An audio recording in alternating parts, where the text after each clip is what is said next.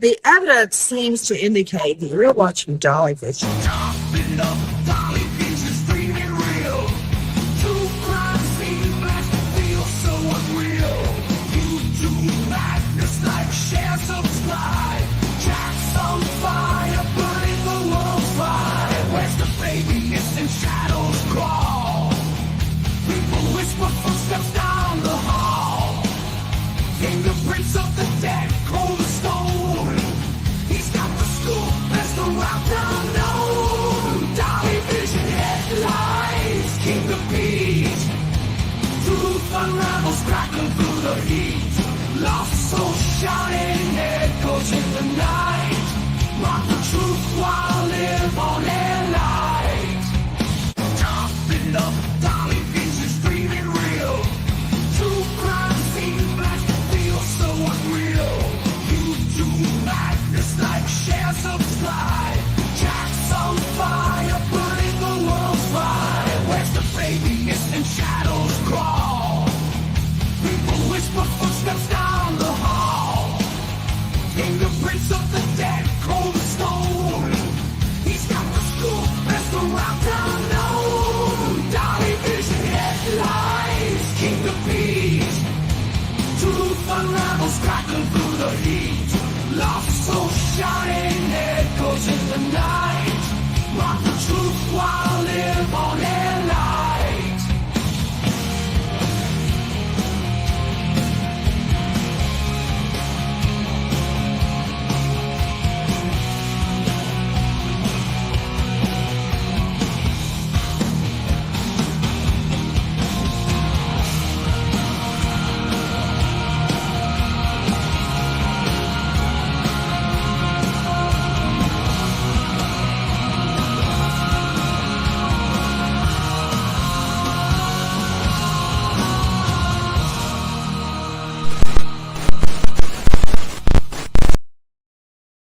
What is up, YouTube? It is Dolly and, of course, the lovely PJ with me tonight.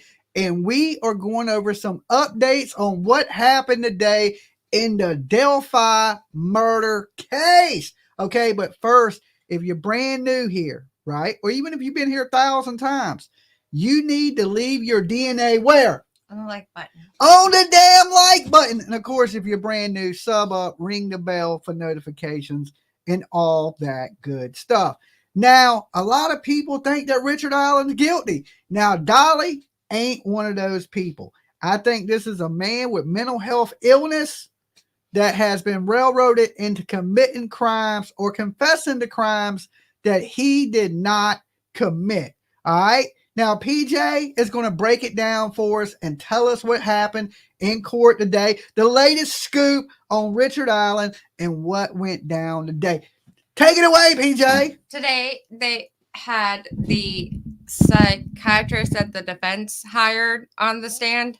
So basically, it's almost as if both sides get to hire their own mental health professionals. And one side is saying that he was pretending, while the other side is saying that he was suffering from psychosis. And so they just kind of went about the videos that they were showing the jurors where he was eating his own feces and acting psycho. Cuckoo.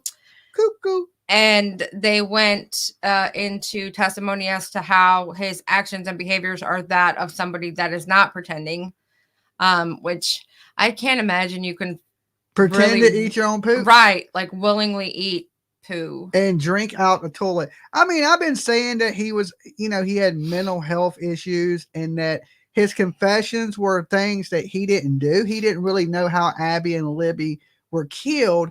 And there's so many other people that have more connections to Abby and Libby than actually Richard Allen. And when I heard them name Richard Allen as the killer, I was a little confused by it, right? Well, Thank you, Christy Ford. If it wasn't just that, I can see how he could possibly be somehow connected to the other people, but I don't believe in coincidences. So, like, how did he just trip and fall and land upon two girls walking down the bridge? And then here we are, and we're in this magical scenario in his imagination that he's always wanted to.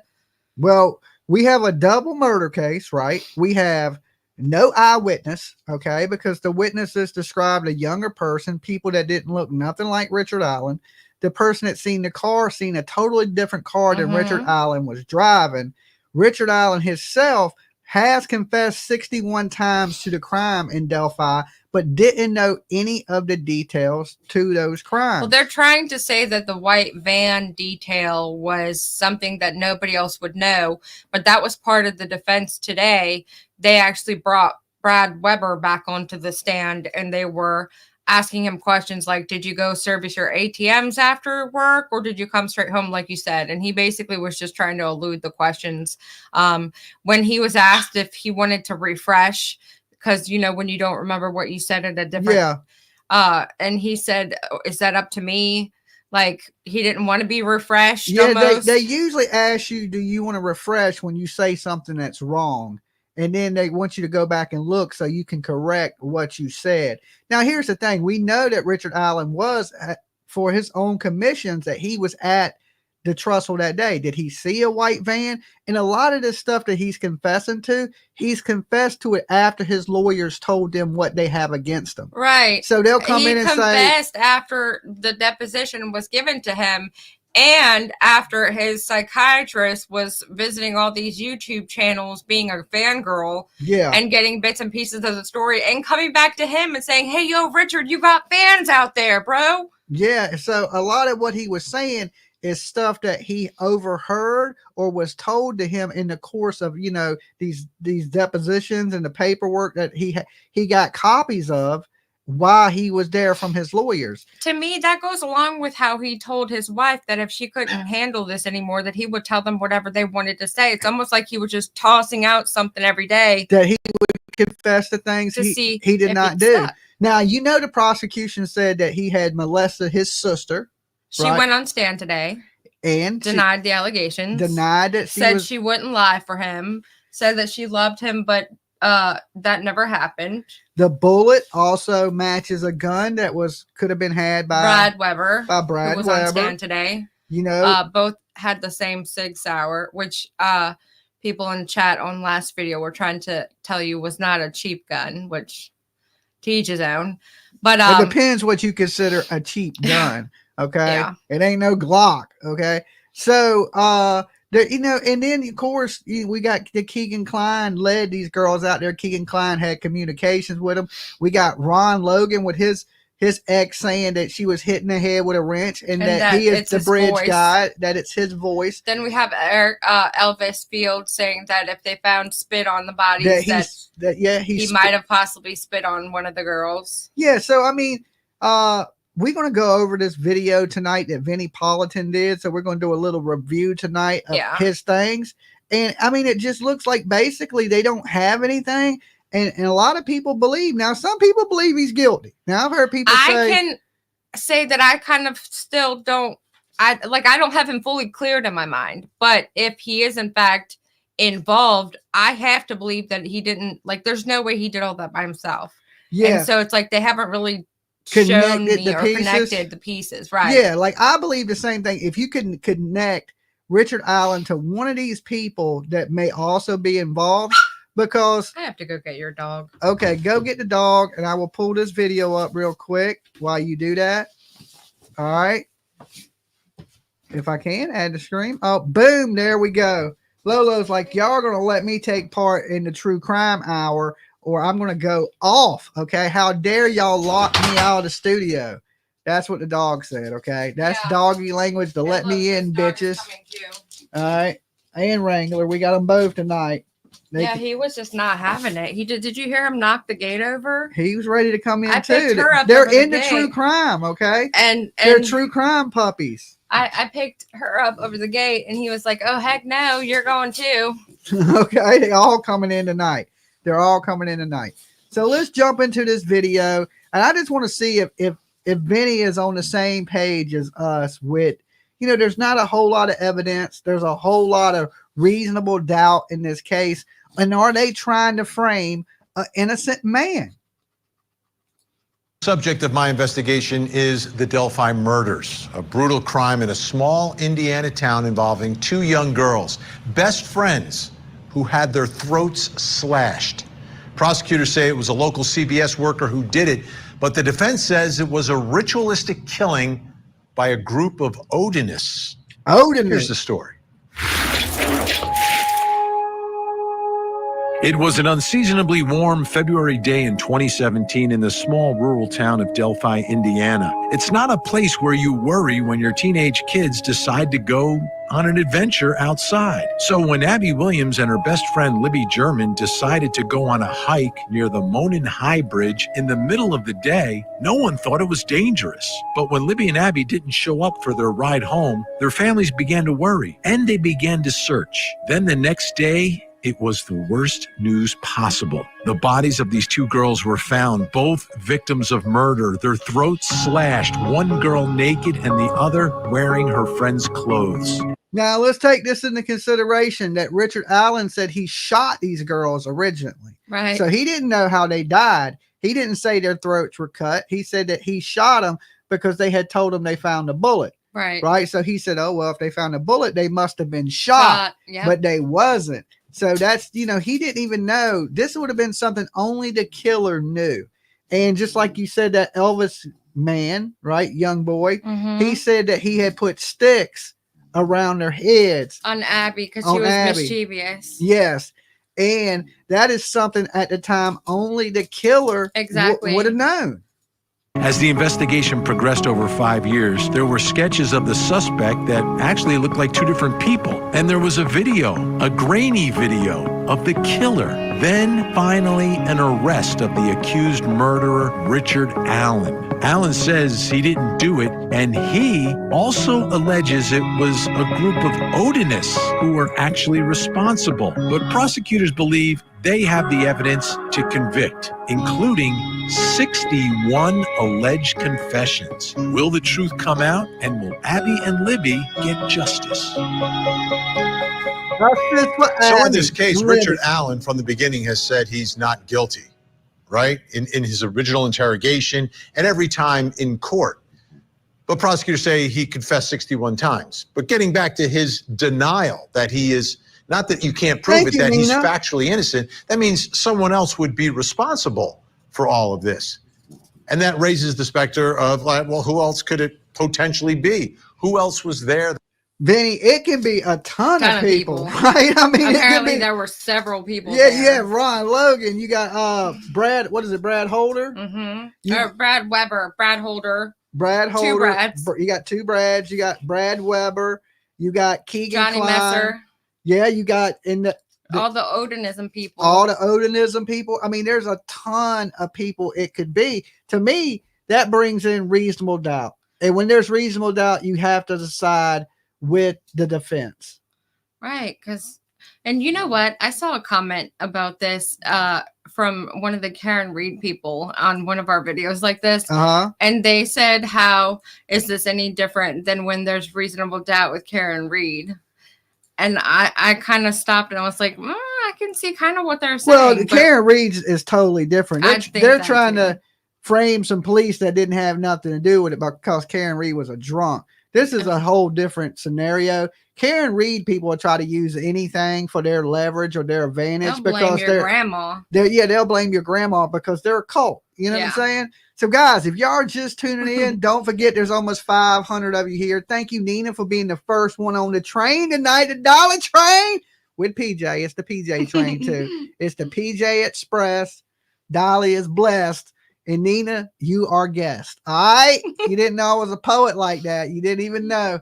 But yeah, this is Wrangler, the dog that Tiffany's scared of. Yes. Yeah, this is Wrangler. Don't let him fool you. Don't let him fool you. He's a big old vicious. He's a big old meanie. He's a big old meanie. He's a monster that likes to bite people.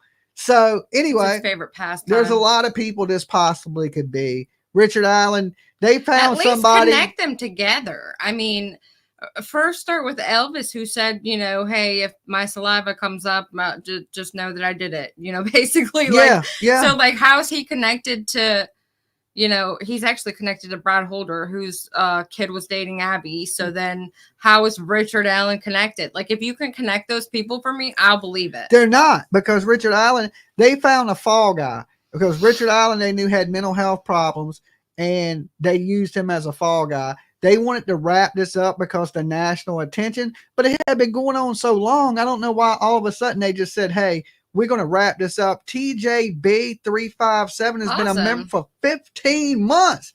Thanks for rocking with us. Good to have you guys here tonight. Awesome to see everyone.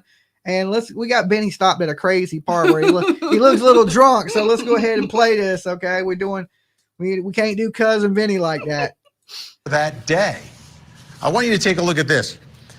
Teresa Libert testified, called actually by the defense in this case, is someone who lives there, lived near a gate on the southern end of a private drive leading to Brad Weber's property. Okay, and this is near the Monon High Bridge. The drive passes beneath the Monon High Bridge east of Deer Creek and ends near Weber's property. On around 8:30 a.m. on February 13th, 2017, that's the day of the murders, the morning of the murders, Teresa saw a man she'd never seen before standing near a mailbox. She didn't get a good look at him. It just seemed strange. I pulled out of the drive and got out of the car, and he was gone. He vanished. This is so loud. Right? This isn't you're not in the middle of a big town. This is a very rural area, big pieces of property. It's wooded. The houses are separated from one another. So you've got a guy who's there the morning of. She thought it was a little suspicious because she's never seen him there. Why would he be there? And that brings us to our first question of our investigation tonight. Who is the mystery mailbox man? Like, who is this guy? What was he doing there? He's pointing at the screen like. Why was he in this area? It might be a dude jump out and be like, I'm the killer, bitches, right? I mean, like I said, that person could be anybody. Everybody witness describes somebody differently. Okay, not two people out of all the witnesses describe. Taking over your screen time. Look at him. He's like, yeah, and he's snoring while he's awake. He's like, it's like Darth Vader of dogs. Okay.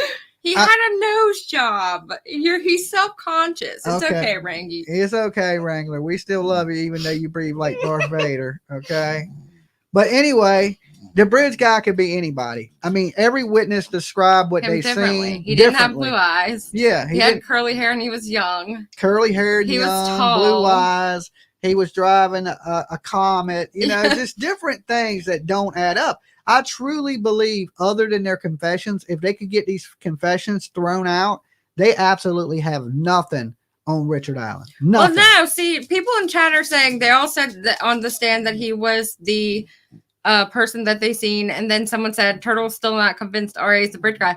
They're not even allowing the freaking sketches into freaking the court because the sketches look like two different people with curly hair, right? He definitely don't have curly hair. He don't hardly have any hair. I know. So I don't.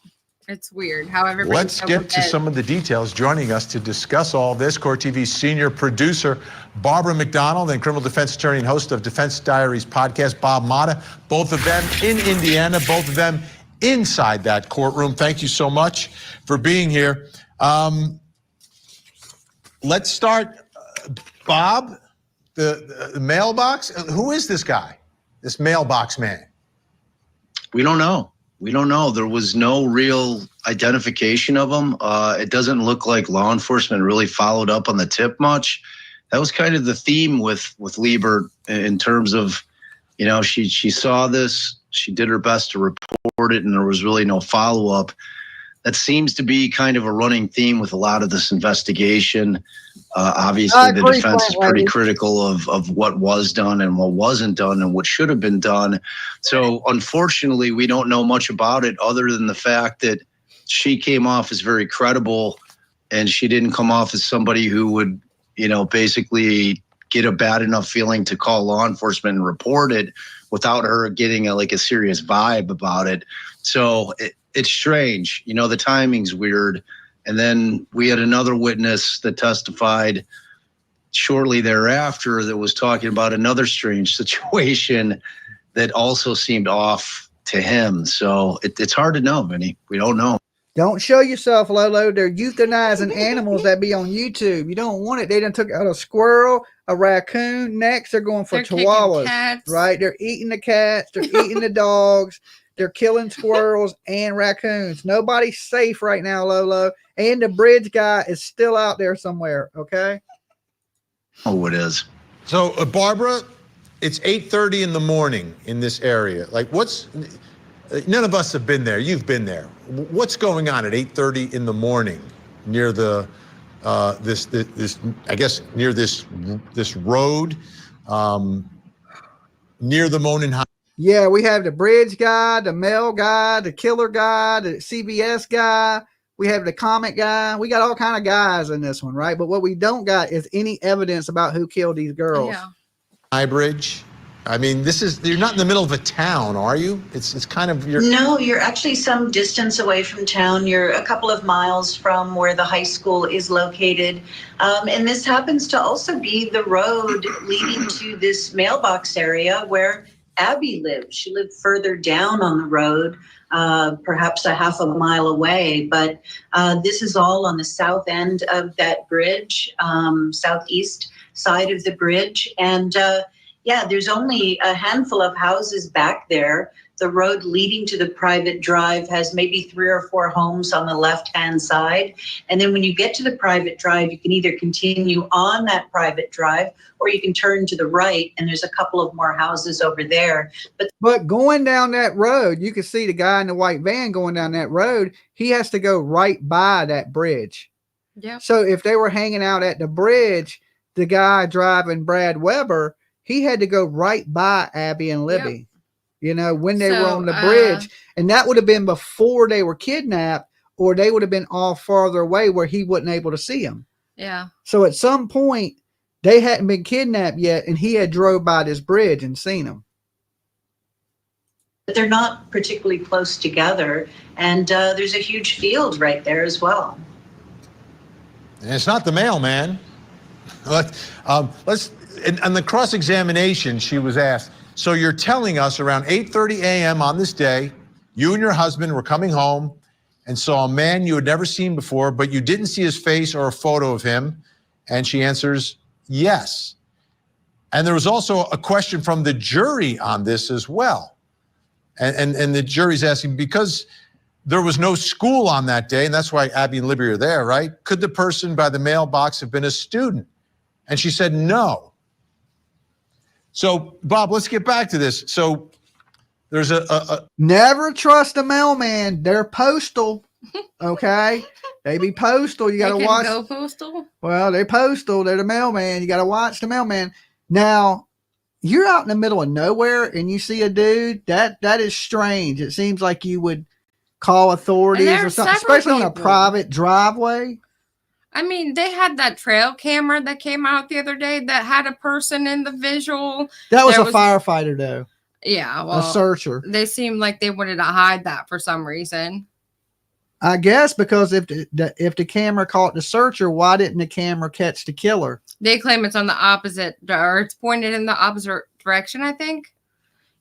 Questionable. Right. Someone that is not recognizable. This is like an area where you kind of know your neighbors, I would think, because there's only a handful of them.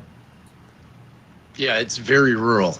I actually was out there again today taking some drone footage, sending the drone creeping around in areas that I can't walk. So, and it is very, very rural. And, you know, I mean, Delphi in and of itself, like you said, I mean, it's a small town. I've been here for a couple of weeks and I feel like I know everybody around the courthouse in terms of the businesses, in terms of the very kind sheriff deputies that are taking care of the court. I mean, it's that kind of town, you know what I mean? So you're going to know people that are living in town. And when she doesn't recognize this guy, and she got a pretty good look, it sounded like. I mean, she didn't give much of a description. So, you know, when they asked her if she had seen a picture, I think the inference was obviously, or you know, does he look like Bridge Guy? So when she answered that affirmatively, I think it kind of might have thrown people off. You know, so it's at the end of the day, I mean, I don't know how much it's going to give the jury to kind of hang their hats on, other than the fact that it's kind of establishing that there were other people in this area all day. And the one thing that we know, if we're to believe Richard Allen, he was at his mom's house and is, visiting with his mother in the morning that day. So he wasn't there. So we know it's not him. Barbara McDonald, there's another name that's been talked about from the beginning, Ron Logan, who lives in that general vicinity, right? Near the bridge and the property. The girls are found on his property. Is there any sense that this could have been Ron Logan out for a walk in the morning, hanging out by a mailbox? Would this neighbor have known him? She probably would have. See that right there? Richard Allen was at his mother's house that morning. Right. So he couldn't be the guy in the mailbox. Then who's the guy in the mailbox? Right. You only have so many people in that area. And the neighbors knew the other neighbors. So if it was Ron Logan, the neighbor would have recognized the neighbor being Ron Logan, right? I would think so. So just some random other person at the mailbox? See, that's weird. And then what about the people that the witnesses described? A younger person? Who was that? Nobody even has a clue to who the other people were that were walking around the bridge. One of the people described, I think, sounded like Elvis. I think he has like blonde curly hair. Yeah, it's definitely something strange going on. But like I said, I still don't think it's enough to point directly at Richard Allen.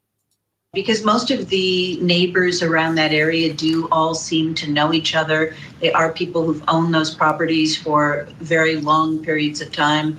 Brad Weber is younger, but his mother owned the property he lives in prior to him. And, one of the stories that Ron Logan had told me is when he had a lot of horses, his horses would frequently get off of his property and they would run across the creek over to those properties, and those people all knew, oh, these are Ron's horses, and would call him, and he'd go out and round up his horses. So the neighbors knew Ron Logan. Yeah. You can hear that the horses would get loose. He would go round up the horses at the neighbors. Seriously, Dolly, you think he's innocent? Yes. I mean, you see the stuff about the white van, but a lot of this stuff information was given to him by his lawyers, and then he would go confess, and he didn't even know how the little girls were killed. Right? He's eating poop and drinking pee out the toilet. He is insane, and he's confessing the crimes he didn't commit. He also confessed to molesting his sister and stuff, which they testified, and he didn't do that. So apparently he's lying in his confessions. Oh, look at how you look. Look at this. I would imagine that she would have known him. I have not spoken to her myself and asked her that question, but most of the people in that area are familiar with each other. Sure. And do we know where Ron Logan was early that morning? Fish store. That morning he had gone to the transfer station to drop off some trash. He said that he had a lot of trash bagged out in his property that somehow animals had gotten into, and he had spent the morning collecting that trash and then taking it to the transfer station where he was seen on cameras, I believe. He said he did it 61 times, but he never confessed to the right way of how the girls were killed. I mean, he did once he learned, but in the beginning, he was confessing the things he didn't do. He said he shot the girls, he didn't. He said he molested his sister, and that's what started all this, and he never did that. So if all that's lies, what makes you think the rest of the stuff he told was truthful? He also said that he would be willing to say what they wanted him to say to get his wife to what he was talking to his wife. To leave his wife alone, that he would confess basically to anything. So I truly don't believe he did it. It seemed like he was just guessing and taking a stab every day that he talked to somebody like, oh, today I did this and today I did this. Like, who knows he just wanted out that say. cell. We know it's cruel and inhumane torture to lock somebody in a cell for months at a time with no human contact.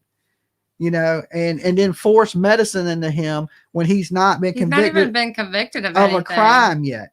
Okay, so they're forcing him to take these that should be antipsychotic medicines when he hasn't been found guilty. And if he's not crazy, why would they give him the medicine? Right. They're saying that he faked being crazy, but they gave him the crazy medicine so that could make him be crazy. So it's like, I don't. It just all just make it make sense. It just sounds. It's like they terrible, all of wanted it. to go ahead and close this case But up. they had Keegan already. Why couldn't they just freaking? Okay, Keegan did it. He's in jail. It's already. more believable because he had all that child pee on his computer, and he was the one that catfished the girls. So I thought it would have been an easier sell It would with have been him. an easier sell. When they closed it in and said they were going to make an arrest, I thought they were going to announce that they charging Keegan Klein with the murder of Abby and Libby, and then they went ahead and named Richard Allen, which made zero sense, especially with what evidence they had. Yeah, he said he killed his parents. He said, I think he said sexual stuff happened with the girls also, and it never happened. Yeah, he said exactly. Just so much different stuff. Around the 11 o'clock hour. And here, Bob, the other thing that surprised me about this, and I'm not saying that this mailbox man necessarily is a suspect or potentially the killer, but the level, this was the biggest case ever in this area, like ever. And it was unsolved for 5 years. So I would think like everyone who had been spotted anywhere near there during the course of the day, especially the men, there would have been a lot of follow-up to identify all of them, just to kind of eliminate them as potential suspects. That's the part I don't quite understand here, Bob. Yeah, and you're preaching to the choir, and it looks like that this guy has hair hanging out. Yeah. And a lot of people say he looks like Ron Logan. It's that type of investigation where you're just seeing the gaping holes in terms of the amount of time that went by. And a perfect example of it is that, here in Indiana, they're allowed to ask jury questions, which I love. I think they're so insightful. It gives us so much information about kind of what's going through these jurors' heads. And with respect to the vehicle, whether or not, this is Richard Allen's 2016 Ford Focus. In this photograph, the jury asked the question, well, during your investigation, did you ever pull the data on how many Ford Focuses were in the area? And then he says no. And then 2 days later, while we're in the middle of trial, they run and pull the information, and then they put him back on the stand and say, hey, that thing you suggested, well, we went and did it, and this is the results. It's kind of the running theme, man. It's the running theme of what's been going on with this investigation. Right, and it's not a situation where he's arrested right away, so you don't follow up with other potential people because it's irrelevant because you solved the crime. The crime wasn't solved for 5 years, which means you should be turning over every leaf, every stone, especially in light of the nature of this case. This could be a madman who could take other people's lives. I mean, this wasn't like domestic violence. No, this was two innocent girls going for an innocent hike, and their throats were slashed in a brutal, horrific murder. There's a mad killer on the loose. And another thing is, if R.A., let's say Richard Allen is the guy, right? Why didn't he kill anybody? Why didn't he kill anybody else? Or have any crimes before this crime? Exactly. And not only that, but Keegan Klein catfished Abby, Libby, and one of their friends. And after Abby and Libby was dead, Keegan was still talking to the friend, and she gets off the bus, and there's a man wearing a ski mask at her bedroom window. Who was that? Was that Richard Allen too? How did Richard Allen know that third girl? The only person that had contact with them three girls like that was Keegan Klein. We need to catch him, and we're not doing everything possible. It's a little frustrating. Okay, coming up next, who is making the decisions about Richard Allen's custody? The arrest of Richard M. Allen of Delphi on 2 counts of murder is sure a major step in leading to the conclusion of this long-term and complex investigation. No man is born evil. So you chose bad. On the next interview with a killer. The pretrial incarceration has been an issue, and it's an important issue for two reasons. One is how he was treated. Was it appropriate? But the other part is, did it in any way impact his state of mind and contribute to confessions that the defense alleges are false confessions? That's why it's important to clear all of this up about this pretrial incarceration of Richard Allen. Take a look at this. Richard Allen was held at the Westville Correctional Facility, a maximum security prison. Okay, I get the maximum security. He's an accused madman, right? Yeah, but he's not been convicted yet. You're innocent to proving guilty in this world. You can't go, okay, I'm innocent, you're going to throw me in prison, right? I can't, if I'm innocent, you don't have the right to drug me. Yeah. Right. Until I'm a ward of the state and I'm a prisoner. He's not a prisoner, but yet he's being treated like a prisoner. lives of 2 innocent girls, but solitary confinement for 13 months? Damn. For 13 months. And remember, at this point in our system of justice, while he is incarcerated because the charges are that serious and he's potentially dangerous, he's still presumed innocent. The cell that Allen was housed in is usually used for inmates who are being punished. They are usually placed in the cell for days or at most weeks. Is that like being put in the shoe? Allen was on suicide watch and always accompanied by suicide companions who... If you have mental illness, they cannot lock you up in solitary over 30 days. Okay. What did they say? He was in there 17 months? Yeah. Okay. That's a lot more than 30 days because they know it'll make you even crazier. It's almost like they wanted to push him to the edge. Yeah. And then they had someone because recording him with a camcorder and while he was naked. And while he was naked and he's being walked around like Hannibal Lecter in the mask and then like the chains and the chain around him. Like, is he really that scary that they had to like double chain his ass? It just seems and just he don't crazy. have a violent criminal record other than what they're accusing of right now. That they haven't proven. Yeah, that they haven't proven, but they're treating him like he's Hannibal Lecter and he's eating people. But then see, if he really did do this crime, then he deserves to be treated like that. But there's no proof right now he did this crime and he's not been convicted. Right. Everything he said and did. He was monitored via video camera constantly. That's how it's supposed to work. The former warden from that correctional facility said in his 28-year career, he's never seen anyone held in there for that long. But the people who are usually held in there are convicted killers, not accused killers. They're usually in the jail, but he wasn't. And then the conditions that he's being held in, very unusual even for a convicted killer. Right, Vinnie? So that brings me to my next question. And it's about the pretrial incarceration. Who was making the decisions about Richard Allen's custody?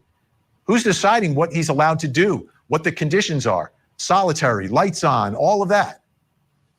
Still with me, Marvin McDonald and Bob Mata. An important question. So, Bob, how does this usually... Well, they need to fire that person. They already fired the psychiatrist.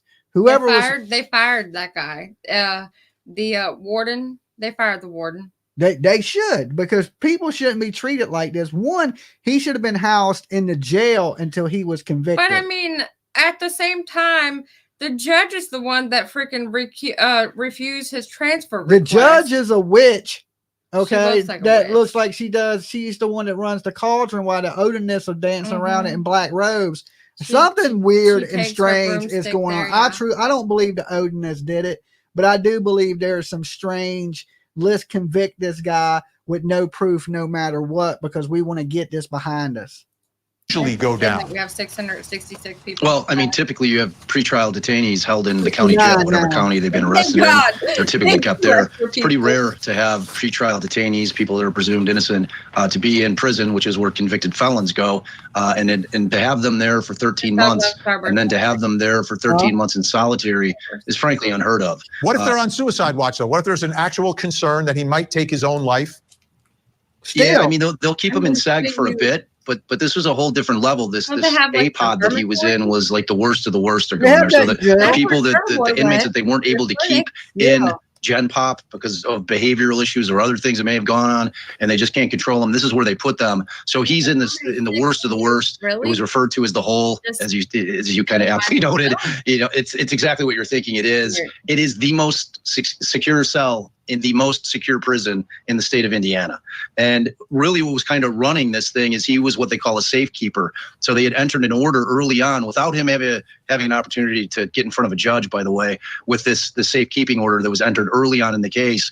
At that point, that's when they move him from Carroll County, and that's when he gets put up in Westville in November. So from that point. Thank you, Green-Eyed PI. KK and TK have the personality for this ESP TK, in my opinion. He should have never been treated like this. This made his mental state even worse, and that's why they should throw out the confessions, because of the torture of Richard Allen. Basically, it's torture. Point forward, he never leaves SAG for 13 months. No matter what was going on with him mentally, and it became an issue of, look, there's a policy in place that says, a DOC policy that says, look, if you've got somebody that is under suicide watch, you can't keep them in SAG for more than 30 days. But what you had was this battle between the safekeeping order And the policy. See, DOC is Departments of the Correction, Corrections. right? But what should have been overseeing him is the city jail. That's where he was supposed to be at. DOC don't get you. DOC don't get you till you're convicted. They try to play it like this was all being done for his well-being and his safety. But and they torture said, him. Right. And they said because it was crimes against children that he would have gotten eaten alive in the freaking jail. So they sent him to the prison for his own safety. And then they put him in shackles and freaking chained him in a freaking and dungeon. wasn't feeding them and stuff like that, and leaving the lights on 24 hours. That he was getting tortured worse than people at Guantanamo Bay. Policy of the prison not to keep somebody that is on suicide watch or going through a serious mental illness, which he was by the time they diagnosed him with it, in SAG for this period of time. So the safekeeping order was winning out. That's what kept happening. The defense tried to fight it on 2 different occasions, and then they finally got it's him really out the on judge third. who has some level of control here. I want to put this up Yes. because Deanna Dwenger, Dr. Deanna Dwenger, Indiana Department of Corrections Behavioral Health Director, testified that did not determine which DOC facility Richard Allen stayed in, does not know why Richard Allen was placed in Westville. Richard Allen being on camera at all times concerned her. She recommended that the cameras be removed to improve his mental health. Cameras were not removed. Richard Allen was diagnosed with serious mental illness. DOC policy is someone with serious mental illness should not be in solitary confinement for more than 30 days. Restrictive housing can be toxic to the welfare of mentally ill patients. The team determined that Richard Allen was deteriorating enough that intervention was required, regardless of whether or not he was faking or genuine. Haldol was given to Richard Allen involuntarily to help with the symptoms of the psychosis. So Barbara McDonald. Involuntary to a man that's not been convicted of a crime. For psychosis, but then it got worse, and then they injected him with a different medication. He had bulging eyes and was acting more psychotic after they gave him the antipsychotic. So yeah. I mean, he's being tortured. He's absolutely being tortured. So I would say them confessions mean nothing. Absolutely nothing. Because he was saying what he had to when in his mind that he thought would get him out. Yeah, exactly. This is all incredibly significant because of the things that he is saying at the time. And not only it goes beyond his health, it's impacting the evidence against him in the trial. Yeah, I mean, the cameras were not only on him all the time when he was in the cell, but whenever they took him out of the cell to take him to a shower or to an appointment with a therapist or wherever they needed to take him inside that prison, they had a guard with a camcorder recording him then too. So he literally was on camera all the time while he was in custody. And the defense is introducing some of those videos. They tried. That's what they said in the Frank's motion when they first brought out the Odinism, is that the guards were Odinist and that they wouldn't let him have any personal phone calls without a camcorder in their face. And remember, we were talking about why would they have a camcorder on him? Is that normal behavior? And now they're basically solidifying that's exactly what was happening. Yeah, he never had even you're supposed to have alone time with your lawyers. They're not supposed, they can listen to your calls, but they're not supposed to oversee you during the calls. And they were doing all that. He never had zero privacy in the jail whatsoever. Because he was to get them in today. Yeah, because he was in prison. But same thing when they housed him in the jail. They wasn't treating him good in the jail, and they wasn't treating him good in prison. So this man was convicted. Dude, they didn't count him as innocent to proving guilty. He was guilty to proving innocent. There were some issues about the dates of those videos. They're getting that worked out today, we understand, and we could see those videos as early as tomorrow. Yeah, it seems relevant and something the jury should be able to see. Bob, we only have like 15 seconds here, but have you ever seen a pretrial detainee under these conditions? No. Simple answer, never. I haven't either. And I mean, you cover serious cases with, very dangerous criminals, but I've never seen anything quite like this. All right, Barbara McDonald, Bob Mata, thank you. We've got more to get to. I'm Vinnie Politan. We'll keep digging for the answers as an investigation. And nobody put a stop. Like none of the officials in this state have put a stop and said, "Hey, look, this is inhumane." I'm Vinnie Politan. We continue our investigation of the Delphi murders, a case that is so heartbreaking. 2 young girls enjoying a day. I just know this: if he gets off of it, he's going to have a huge ass lawsuit. I don't think they're going to let him out. That's why, because they know he would sue. The county or city or whatever area they're in, they would bankrupt. They spent $4 million on this case. Well, they're in trouble because I don't think they have much. They can't let him out. And see, that's why money buys your. This dog is If the Sick. jury has any kind of sense, if they're like not plumb dumb, They're asking all the right questions. he's going to walk, and when he does, he's going to turn around and sue the city for $100 million. They done. You know, this little town going to collapse. I mean, he'll get a hung jury. I don't know. We'll see. Day off from school, ended up brutally murdered in the woods. And locals are all wondering, how could this happen in our town? Here, dude. But he's not a new pup. That's Wrangler. That's Wrangler. That's PJ's doggy. Now he's my dog. He disowned PJ, and now he belongs to me. You can have but his ass. yeah, he ain't new. He's been around for a minute with PJ. He's the same age as Lolo. He didn't always live here. Now he lives with his daddy. I live with my daddy now. I live with my daddy. This is my buddy. He sleeps with me every night, snores all in my ear. He's about to fall asleep sitting here. I know. He just wants your starburst. I know. He's eyeing the starburst. He's slick. Trying real hard. Look. You ain't slick. Where's my kisses? He's like, where's my starburst? But then it took 5. What do you think about people that kick cats, Wrangler? He don't like cats. He's like, oh, well. 5 years to solve the case, and some believe that this case is still not actually solved. Here's the story. Teenagers Abby Williams and Libby German were best friends living in the small rural community of Delphi, Indiana. On February 13th, 2017, the girls had a day off from school, so they decided to go on an outdoor adventure. They were dropped off near the Monon High Bridge, and while on that bridge, Libby recorded a man with her phone uttering the words, "down the hill." It was down the hill where Libby and Abby would be murdered. Prosecutors say the man on the bridge is responsible, and that man is Richard Allen. But Allen and his attorney say prosecutors have it all wrong. They say Allen is innocent, and it was someone else on the bridge that day who took the lives of these 2 innocent girls. But prosecutors believe they have direct and circumstantial evidence to prove their case. And now the families and the public wait for the answer. What is the truth? And will Abby and Libby get justice? In cases like this, I believe timelines are so important. And timelines in modern criminal courtrooms are established pretty clearly, a lot of times by cell phone data, surveillance video, and other digital footprints that are out there. So, Country Girl, he is a French bulldog, okay? They do resemble Boston Bull Terriers, but Bostons have pointy they ears. have pointy ears, and French Bulldogs have round ears, like him, okay? That's how you can tell. If you ever want to know the difference between a Boston Bull Terrier and a French Bulldog, they're both little bulldogs, but they're both little assholes. And he's sticking his a paws Boston into Bull my Terrier is a mix between an American Bulldog and a wired hair terrier.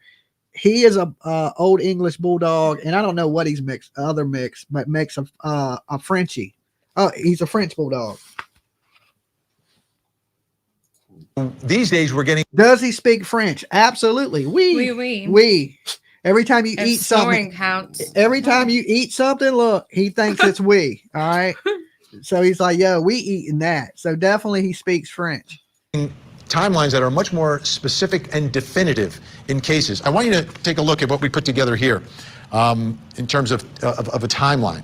1:49 p.m., Abby and Libby are dropped off across from Mears Farm, which is located on the north side of County Road 300 North, near the entrance of the trails where they were going to go. At 2:13 p.m., video from Libby's cell phone shows that the girls encountered a man on the southeast portion of the Monon High Bridge. So this is where the encounter begins, 2:13. The video shows the girls walking southeast on the bridge, and this man orders the girls down the hill. 2:32, the last steps on the Apple Watch, Apple Health information from Libby are recorded. And then the girls' bodies are discovered the next day. But this time period, this 2:13 to 2:32, when the last steps are recorded on Apple Health from when they encounter the man, to me this is the most significant portion of the entire timeline. So that brings me to my next question in this investigation, which is what happened between 2:13 and 2:32 on February 13th, 2017. What happened? I think that Keegan was walking across the bridge and his dad walked up behind him and said, girls down the hill. That way they didn't have anywhere to go. Both sides were blocked from behind them and in front of them. And then it's two people. That's how come the bridge guy is so far away. But then you hear him instantly go, girls down the hill.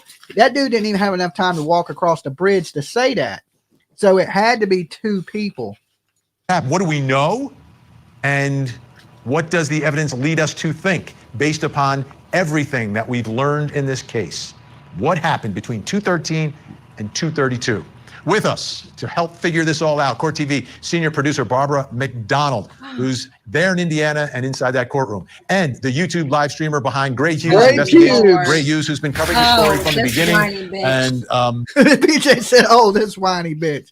Gray Pubes, right? This is his expert. He's gonna cry when somebody leaves a sad comment that says "Gray Pubes sucks." Yeah, right. And then he's gonna whine and cry about it on his YouTube channel. People have been watching your streams and your podcast and your investigation of this. So with this question, Barbara, you've been there, you've walked the grounds. 213, southeast portion of the Monon High Bridge to those last steps at 232. You've walked the grounds. How long does it take to get from point A to point B? How much time is there for things to happen? Well, when I walked it, He's the map guy, ain't he? Everything's a map. Let me map this, let me map that. Yeah. I wasn't able to walk all the way across the bridge and do it that way. I was too fearful to walk across the bridge. But at one point, Brad Weber did give me permission to go onto his property. So I was able to walk from the south end of the bridge, down the hill to the creek, across the creek onto Ron Logan. That's how scary it is. The lady was scared to walk across the bridge. Look at it. Property. And for me, that was about a 10 to 12 minute walk. From Libby's phone data, we do know that between 2:18 and 2:25, no steps were recorded. So there's about a 7-minute period, 0 steps recorded. 2:25 to 2:32, 60 steps. I mean, if that water was deeper, I would jump off of it into the water if I knew it was deep enough to jump into. So it ain't that high. It's 27 feet, I think. Are recorded. Now that could fit with what Richard Allen said happened out there, that he had taken them down towards the creek, intending to sexually assault them, eventually got spooked by a van and crossed the creek and killed them over on the other side on Ron Logan's property. The last time that the steps, as you mentioned, were recorded on Libby's phone was 2:32. Yeah, he's the door explorer of YouTube, right? Everything's a map. But the last movement recorded on her phone was at 2:39. Okay, Gray Hughes, starting to put together all these pieces. What story is the evidence telling you? Well, you have Brad Weber. I guess we could start back at let's just start right where the video of the bridge guy was taken. That was it started at 2:13 and 51 seconds. So it's almost 2:14. We keep hearing 2:13. Sounds like he got a mouthful of dicks. He does. But it's closer to 2:14. So it's 2:13 and 51 seconds. Lady. And it's over at 2:14 and 34 seconds. And that's when the video shuts off and they're starting to go down the hill. So that would place them probably on the private drive by. What you don't realize, Gray Pubes, is the guy is too far away to be the guy that said down the hill. How long do you think it takes to walk across that bridge? At the distance they filmed him at, they barely picked him up. He was blurry. So within 30 seconds, you're saying this man walked across this death-defying bridge where you got to watch every step in 30 seconds and said girls down the hill. It's all edited, though. That's the part that really gets me, is that they utilize the AI software to conjoin the video together, because part of the video was horizontal, part of it was vertical. They had to do what they could to flim-flam it together to make it into what it is. Yeah, but what I'm saying it. is the guy you see on the bridge is not the same guy that said girls down the hill. He was too far away in the amount of time to get across that whole bridge and tell them to go down the hill within that 30 seconds. That didn't happen. So somebody was walking across the bridge and somebody came up behind them and said girls down the hill. It would make they more were sense. trapped. They were trapped by two people. Let's just say 2:16 or something like that, because it's just that first little hill down there.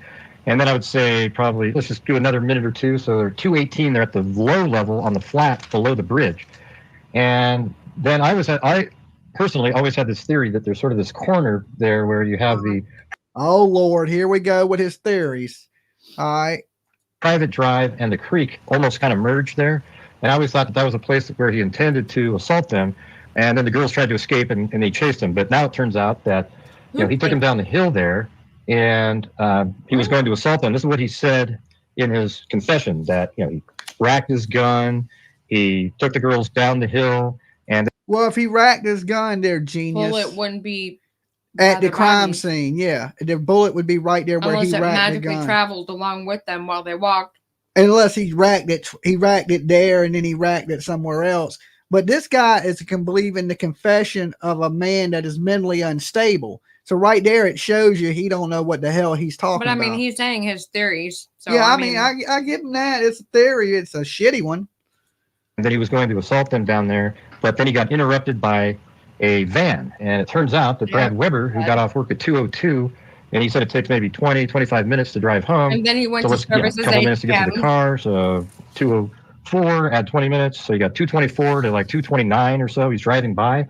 And if you add that to it, I mean, just look at that. The girls go down the hill. They're on the bottom level at like 2:18 with the suspect. And, you know, about 6 minutes later is when the van drives by. So he was maybe in the process of, you know, we don't know what he was doing with them there.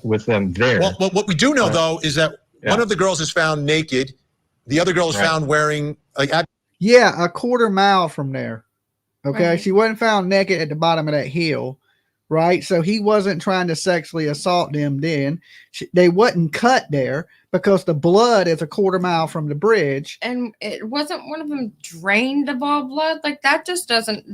We're talking about what, a 13-minute time period for all of this to occur, for them to redress the one girl and then drain all the blood. And Yeah, I don't believe he was in any kind of a rush once he was in the location that he was at.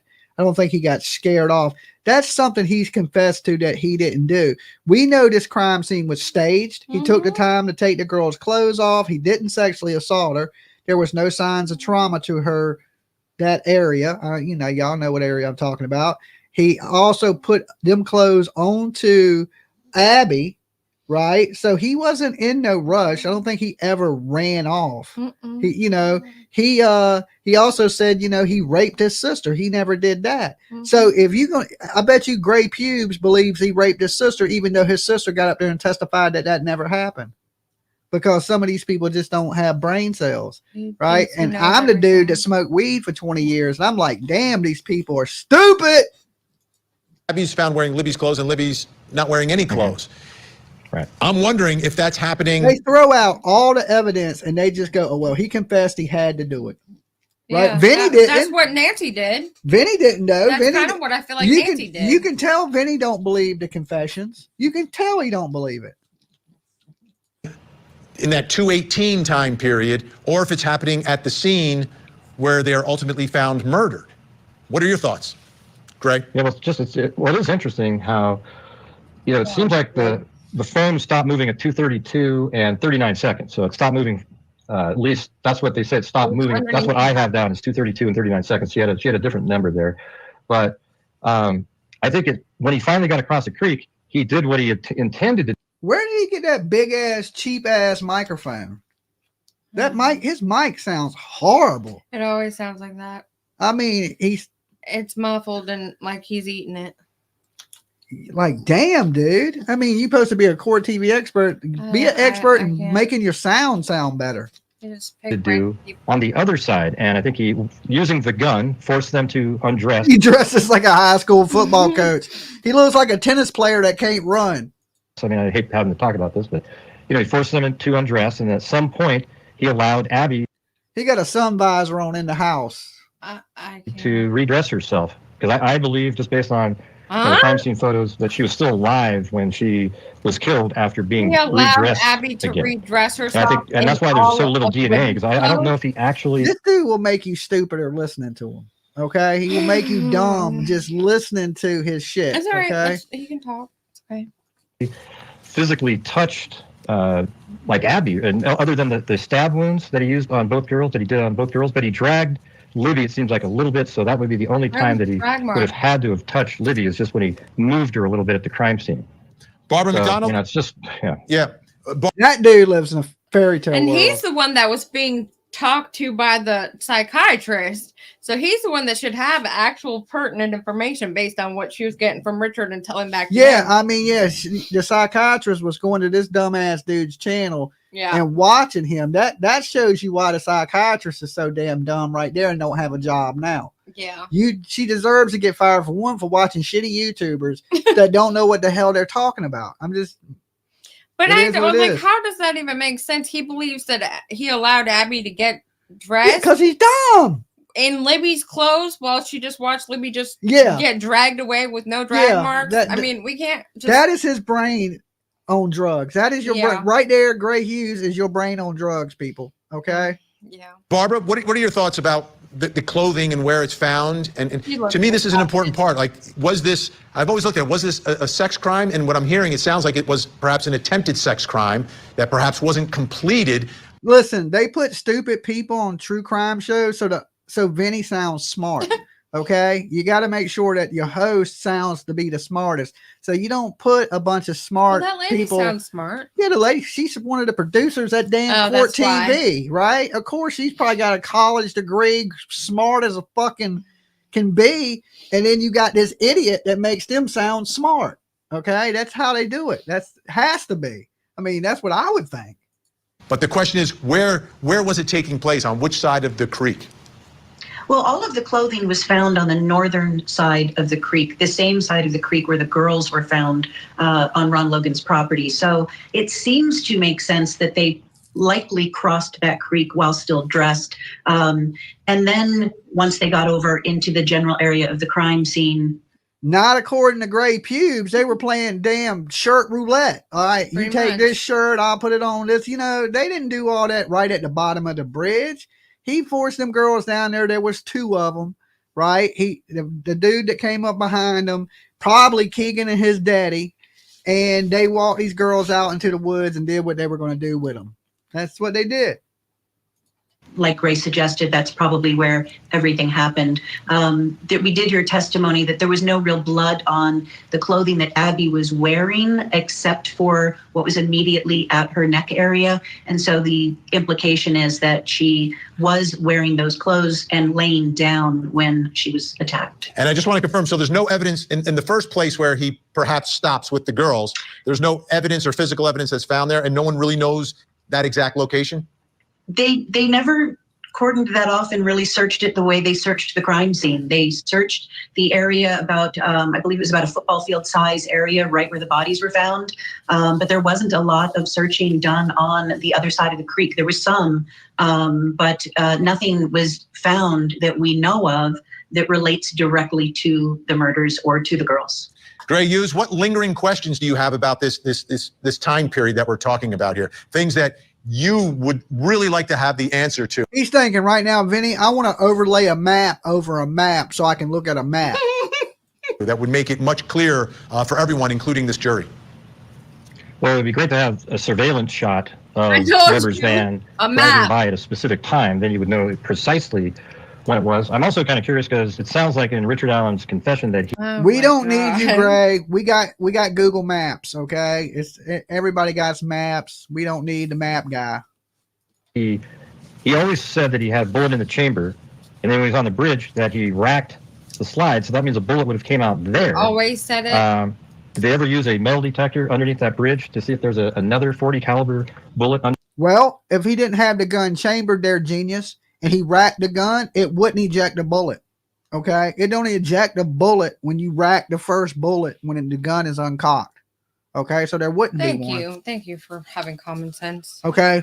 You know, I guess common sense is hard to know. I don't know if Gray Pubes has a firearm. And then did he question Brad Weddle and his gun that matched the same bullet? Yeah. And did he question everybody else that possibly had guns that walked down the same area that had the same type of possibly bullet? That they sell millions of them guns? Under that bridge. They do, and don't the crime they? scene, maybe you racked it again, and another one was ejected, and that came out on the ground. So those are a couple questions that I have, but it'd be great to be able to absolutely. I know that the defense is really trying to make it argue against Brad Weber's time frame. So they're going to, if they have some other corroborating evidence, would be good. So yeah, and that's crucial, right? This is Barbara. This is the moment. Like Brad's coming home. Originally testified that he Gray can't build a model of a bridge with using popsicle sticks. Okay. I bet you he could draw a map of one, though. Okay, I bet you do a map with some headlights driving right into the water. No, but Brad Weber lied. He said that he was servicing his ATM machines and thinking his all of them lied. Ron Logan lied. Brad Weber lied. All Keegan lied. All of them lied. The only one that didn't lie. Does he have a Guy Fieri hat wig on? I think so. I thought the same thing, that it's a Guy Fieri hat wig. One of those that is like just the hair with the visor attached. It looked like he got up and was like, This video is sponsored by Moose for Men. You know what I'm saying? You got some hair mousse in. Like, what the hell is going on with this guy? Vinny, next time I see you, we gotta have a talk, bro. We gotta have a little talk, Vinny. In that white van, and they believe that's what startles him and moves him from one side of the creek to the other, which is a crucial part of all this. Okay, Gray Hughes from Gray Hughes Investigates on YouTube. Thank you so much for helping us out again tonight. Barbara's going to stand by. Still to come. What do we know about this guy, Brad Weber?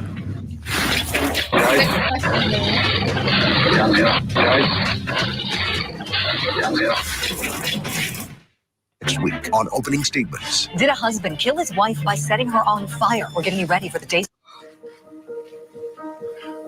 We believe you are hiding in plain sight. For more than 2 years, you never thought we would shift gears to a different investigative strategy, but we have.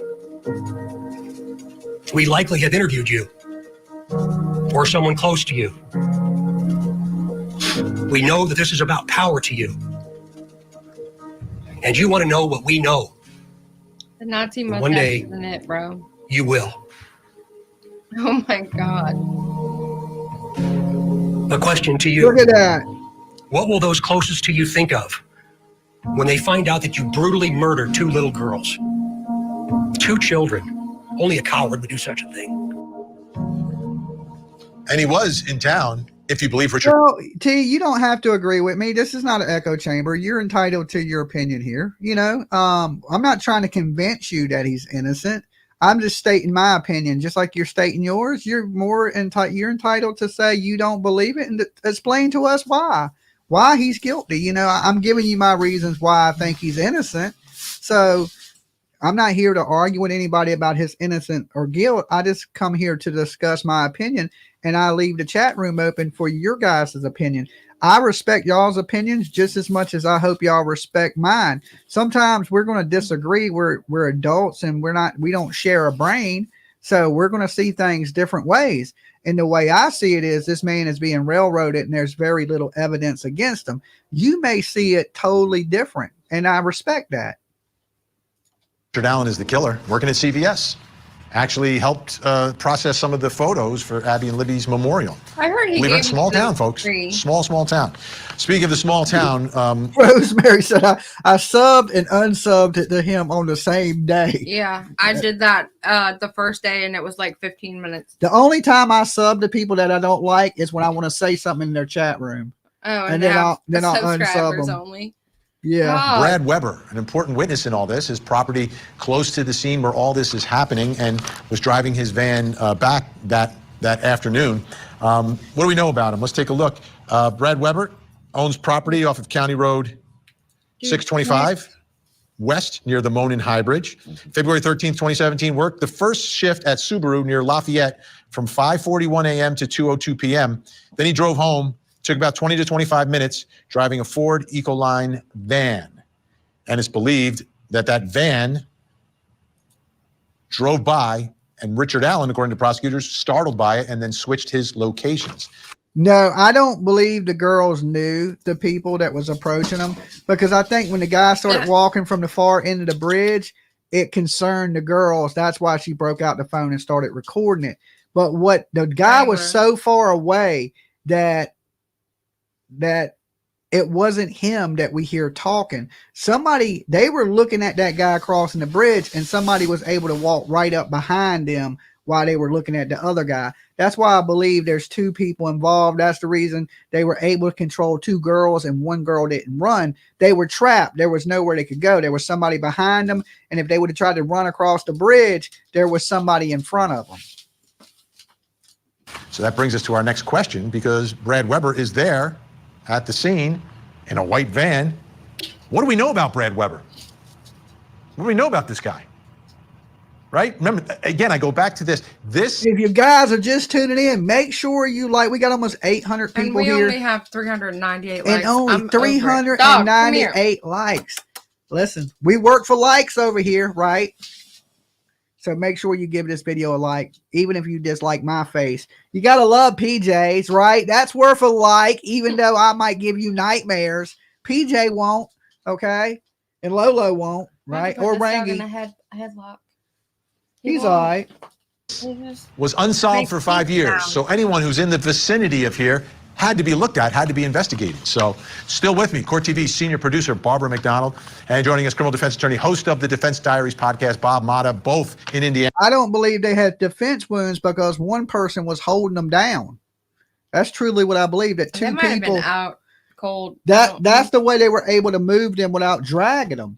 Is there was two people involved. It was two men and not one. And both in the courtroom for all of this. All right, Barbara, I'll go to you. What do we know about Brad Weber? He's lived in the area a long time. He was working at the Subaru plant down in Lafayette back in 2017. He also owns a business where he has a couple of ATM machines that are located. I think one is in a bar. I don't know where the rest of them are or how many exactly he owns, but he also drives around to service those ATM machines and keep them in working order. Wrangler. Stocked with money, I assume. He was living on his mom's property at the time. His mom, back in 2017, I think, also lived at the property, but most of the time during the winter months, she was living down south somewhere, I think in Arizona, where it's a whole lot warmer. Other interesting thing about him, he also owned a Sig Sauer 40 caliber pistol, semi-automatic, different model from Richard Allen, but same make and same caliber size. And his gun was tested, and the firearms examiner said it could not be excluded prior to the arrest of Richard Allen. She said if she analyzed it again, she would be able to exclude it now. Okay. I thought that whole leaving a marking thing was like a fingerprint and that it was just solid evidence to the point where you couldn't freaking deny it. But there's this whole other weapon right next door that could possibly be. The girls went to the location because they believed they were going to meet somebody there. Right. Because they were having conversation with Keegan Klein, and he was pretending to be a hot guy. Pretending to be a hot guy named Anthony Schatz online. So that's the reason why the girls were there. And, you know, he catfished them there, but then he didn't do nothing to them. And that wasn't the only person, like I've been saying, Abby and Libby wasn't the only girls being catfished. Mm-hmm. Their friend was also being catfished. And after Abby and Libby was murdered, he still contacted this other girl and was talking about Abby and Libby. And the girl gets off the school bus, and there's a man at her bedroom window wearing a black mask. Yeah. Who is that? That definitely won't Richard Allen. Richard Allen didn't know that girl. Has no connection to it. So I believe Richard Allen is innocent. Keegan Klein and his daddy are my number one suspects. I believe there's two people that committed these crimes. They, you know, after this, shortly after the murders, they left for Vegas, and they were out there picking up prostitutes together, allegedly. And then they raid Keegan Klein's home. He has computers with child P on it. He also says that he confesses that he was talking to Abby and Libby. Anybody that watches the Murder Sheet podcast, they found the transcripts of his interrogation where he said that he knew Abby and Libby, that he was communicating with Abby and Libby, and that he was Anthony Schatz. Wow. Yeah. Wow. Right, Let me Vinnie? put this up also. Some of the things that you said about owning that Sig Sauer was tested, couldn't be excluded, but then was excluded after they tested Richard Allen's. But a neighbor also said that Weber built a new driveway so he wouldn't have to use the access road that he was on that day.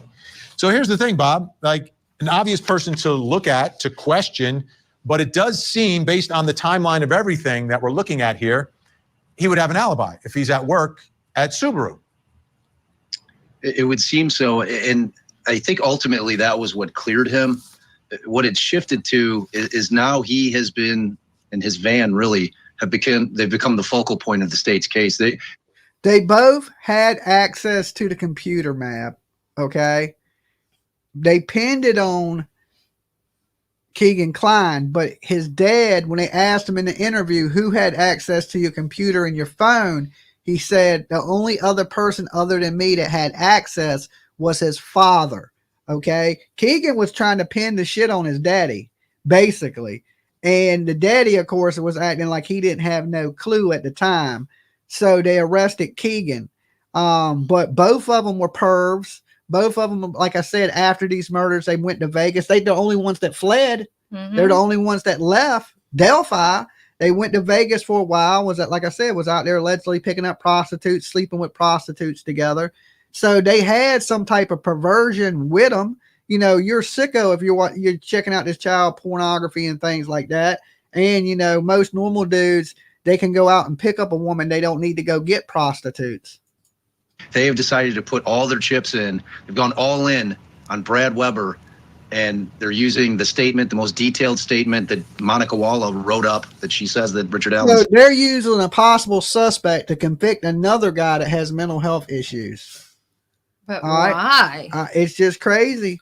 But we're going to wrap it up right there. If you want to see the rest of it, it's just a couple minutes left. Make sure you go over there and check out Vinnie on Court TV or Vinnie Politan on YouTube, right? He has his own channel now. So he's airing both on his channel and Court TV. So make sure you check out Vinnie.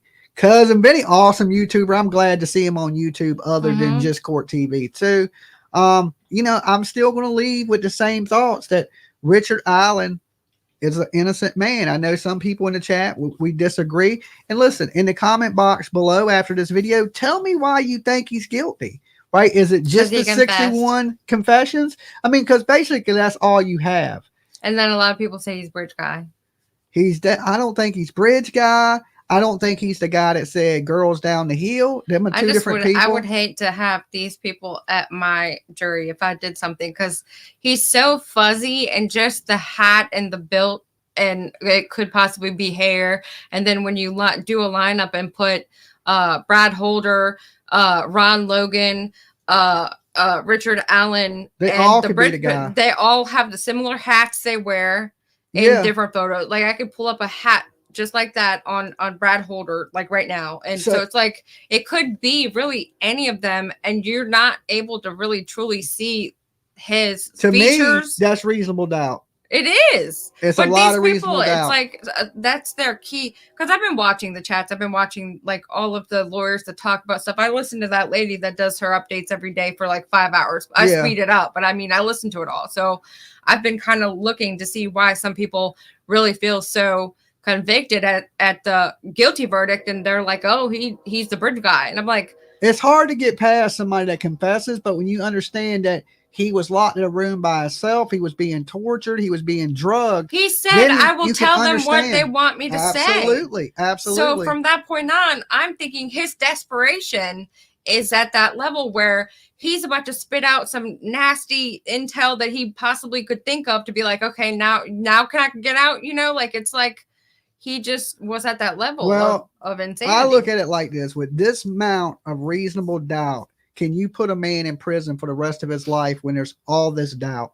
You could be wrong and put an innocent man in prison at this point. You could put a man in prison that has mental health issues. Right, but what if he did it? You got to prove it, and I don't think the state has proved that. And then now he's been sitting in this prison cell for God knows how long. And how do you go back to life now? Holly Dolly says no different than waterboarding. In my opinion, I agree that the man was tortured. There's laws. The reason why you can't keep somebody with mental illness all those over laws. 30 days. Yeah, they basically tortured them. And if they don't get a conviction, they're looking at a class action lawsuit in the millions and millions of dollars, which is... That's why they have to get a conviction. Yeah, they're trying hard. They're definitely trying hard. So we're going to keep you up to date of what's going on in the court daily, okay? We've been coming up here nightly letting you guys know what's been going on in the Richard Allen case. Just because I believe he's innocent don't mean you guys got to believe he's innocent. I still am not convinced that he didn't have anything to do with it. I mean, he was there. Why was he just happen to be there, just gone for a walk? I mean, sometimes I go to the park, you know, sometimes I go to the beach and skateboard, just random things, no reason why. I just go do things to get out the house sometimes. And your dog's about to knock the camera over. Rangy, get away from the camera. Don't unplug everything. Okay. Well, anyway, guys, we're going to get ready to get out of here for the night. We're not taking calls tonight. I will be live tomorrow to take your guys' calls on whatever topic we're talking about. You won't know till tomorrow. So make sure your ass tunes in. If you haven't yet, like this video and leave some comments and let us know. If you think he's innocent, let me know you think he's innocent in the comment box down below. If you think he's guilty, tell me why. Give me some good reasons other than the confession. Okay, we know he confessed 61 times, or you cannot tell who the bridge guy is. No, you really can't. You can't. Right? That could be anybody. But I mean, some people swear he's the bridge guy. That's that what could I've be seen me. in comments. You know what I'm saying? And it's fuzzy. Like, are they seeing something I'm not seeing? Because, like, I don't know. it really could be freaking Brad Holder. I saw a picture of Brad Holder with that same style of hat on. And from a side profile, he had the same, like, facial type feature. Don't tell me in the side chat. Tell me in the comments below after this video ends. We better go before this dog tears we up got to this get house. ready to go. You guys be good. And remember, if nobody loves you, Dolly does. Peace. You're the good dog. You're the good dog that